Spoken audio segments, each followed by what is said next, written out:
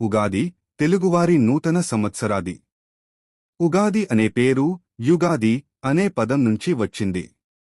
యుగ అంటే కాలం, ఆది అంటే మొదలు. అంటే ఇది కొత్త యుగానికి ప్రారంభం, కొత్త సంవత్సరానికి మొదటి రోజు.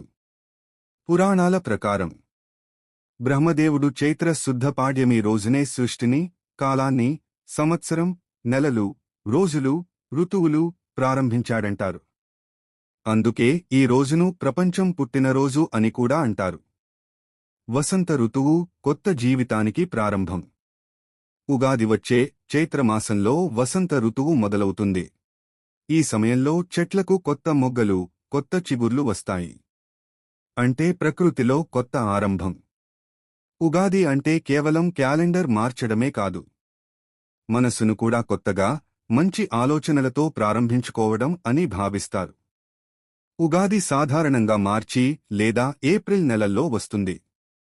ఉగాది పచ్చడి జీవిత రుచుల ప్రతీక. ఈ రోజున 6 రుచులతో ఉన్న ఉగాది పచ్చడి తయారు చేస్తారు.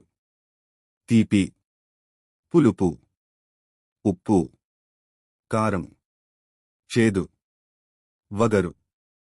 ఈ 6 రుచులే మన జీవితం కూడా 6 రకాల అనుభవాలతో నిండి ఉంటుందని సూచిస్తాయి.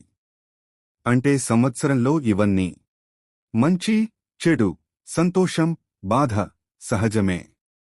అన్నీ సమానంగా తీసుకుంటూ ముందుకు సాగాలి అనేది ఉగాది పచ్చడి చెప్పే సందేశం.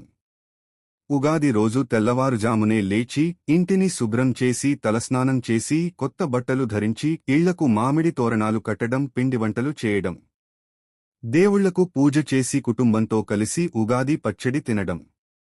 అదేవిధంగా ఉగాది రోజున పంచాంగ శ్రవణం కూడా చేసే సంప్రదాయం ఉంది. ఇది ఆ సంవత్సరంలో ఏమేమి జరుగుతాయో శాస్త్రోక్తంగా వినిపించే విధానం. అందరికీ ఉగాది పండుగ శుభాకాంక్షలు.